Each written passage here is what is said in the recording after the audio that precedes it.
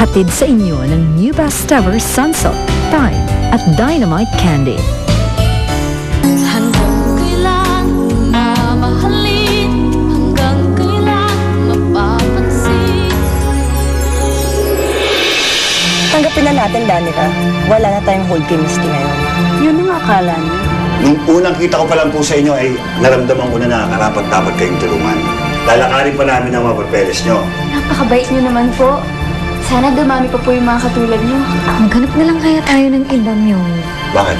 Naaalala ko kasi yung nanay ko kay Nanay Ima eh. Eh paano pag nahuli siyang may lamang droga yung maleta niya? Baka makulong siya. Hindi siya mahuhuli. Matanda na hindi napansinin. Ipapahanap ko si Nita sa kanya. At pag nasa atin na yung negrang bata na yun, hindi ko na siya pakakawalan. At yun ang magiging alas natin kay Misty. Kumuha na lang kayo ng iba.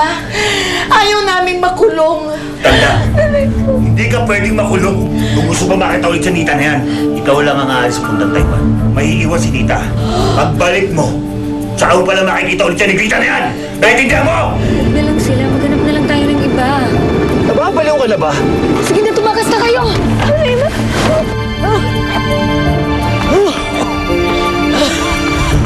Ay!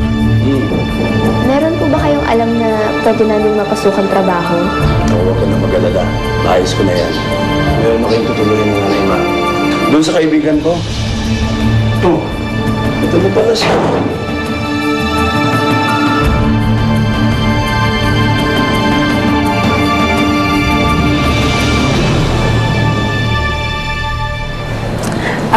Alam niyo ho, tamang-tama yung tawag sa akin ni Ben kasi kinakailangan ko na makakasama sa bahay.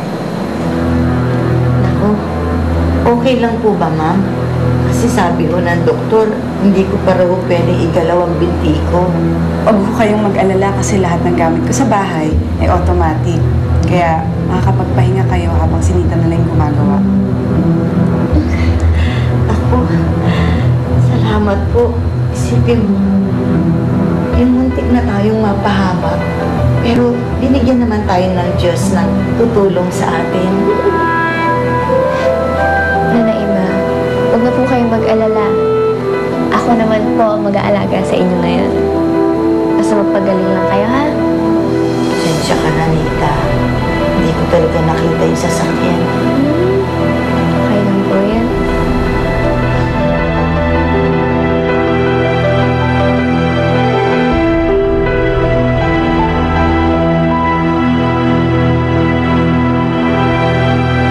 Hindi pa kayo nakikita ng performance. Oh. Ginagaya mo ba ako? Pare, loser oh! Pare, ayaw niyo ba, loser? Hindi ko... Bra, pare! Prince, ano balita? Wala naman pala eh. Maglolo ko lang nag-text. Sira ulo naman pala yun eh. Walang magawa sa buhay. Siguro. Paano kung hindi na siya bumalik? I mean, think about it. Wala na yung scholarship niya.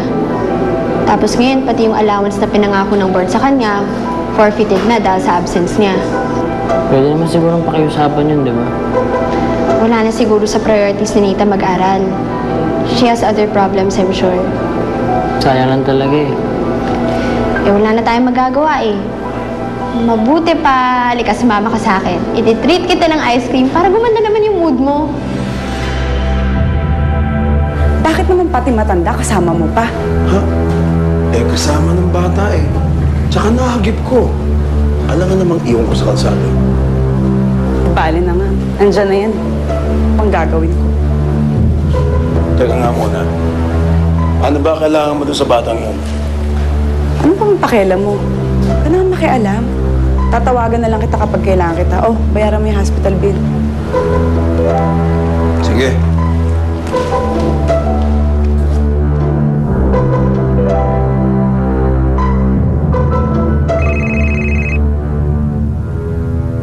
Hello? Hello, Alex? Danica! Diyan ako matutulog tonight, ah. Tsaka na, Alex. Ha? Bakit? Kasama ko na si Nita. I have her. Nakita mo na siya? Yes. And please, Alex, make sure na makakarating to kay Misty. Kailangan sa bata na yan. Tinuturuan ng leksyon para pumalang sa nakakatanda. Wait, don't tell me pababalikan mo siya sa school. Tatakutin ko lang ng konti. Para malaman natin kung nakapag-decide na ba siya kung kanino ang loyalty. Buti na lang meron pa po tayo natira. Kahit pa paano, may pamalit pa tayo. Marami-rami pa to.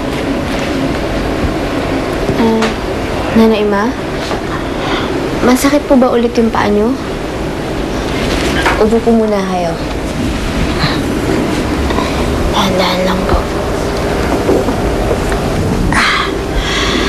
Alam mo, Nita,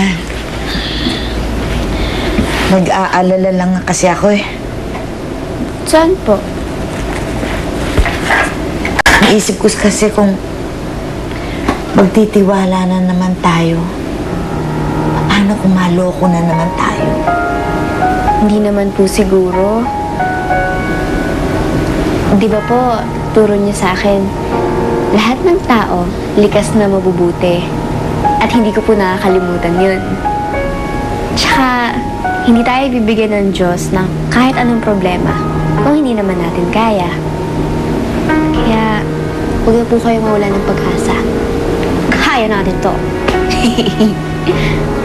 Oo, sinabi ko nga yan. Kaya huwag na po kayong malungkot. Makakaraos din tayo.